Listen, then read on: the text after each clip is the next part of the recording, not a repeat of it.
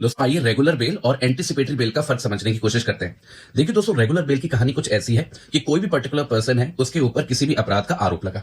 उस आरोप के लगने के बाद उसके खिलाफ एफआईआर वगैरह हुई होगी, जिस एफआईआर के आधार पर पुलिस गई और उसको अरेस्ट करके ले आई। मतलब अब वो व्यक्ति जो है वो पुलिस की कस्टडी में है, उसका अरेस्ट हो चुका है। तो अरेस्ट होने के बाद अगर वो पर्टिकुलर पर्सन बेल के लिए अप्लाई करता है और उसको वो बेल मिल जाती है, तो हम इससे बोलते हैं कि वो एक रेगुलर बेल का एग्जाम्पल है। अब यहाँ पे दो परिस्थिति हो सकती है।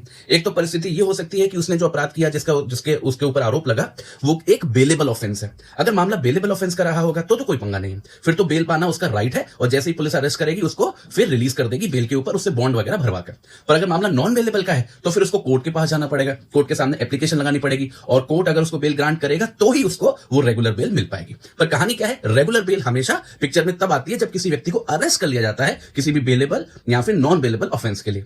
पर वहीं दूसरी तरफ जब हम एंटीसिपेटरी बेल की बात करते हैं, इसकी खास बात क्या है कि हो सकता है कि किसी व्यक्ति के ऊपर आरोप लग गया हो किसी भी नॉन बेलेबल ऑफेंस का। यहां पे दोस्तों केवल नॉन बेलेबल ऑफेंस होता है, बेलेबल ऑफेंस पिक्चर में नहीं आता है जब हम एंटीसिपेटरी बेल की बात करते हैं। तो यहां तो हो सकता है कि किसी व्यक्ति के खिलाफ आरोप लग चुका हो, जैसे उसके खिलाफ एफआईआर वगैरह हो गई हो, पर ऐसा हो जरूरी नहीं है। अगर एफआईआर नहीं भी हुई है, अगर आरोप नहीं भी हुआ है, अगर उस व्यक्ति को ऐसा लगता है कि उसका अरेस्ट किया जा सकता है ऐसे किसी आरोप के अंदर जो कि नॉन बेलेबल ऑफेंस की कैटेगरी में गिरेगा, तो वो पहले ही कोर्ट के पास जा सकता है और कोर्ट से एंटीसिपेटरी बेल डिमांड कर सकता है। और अगर कोर्ट को उसने सेटिस्फाई कर दिया कि उसका जो सस्पिशन है वो रीजनेबल है, जस्टिफाइड है और ये एक ऐसी सिचुएशन होगी जहां पे उसको उसकी रेपुटेशन हर्ट करने के लिए अरेस्ट किया जा रहा होगा या पावर को मिसयूज करके उसको अरेस्ट किया जाएगा, तो हो सकता है कि कोर्ट उसको एंटीसिपेटरी बेल दे दे।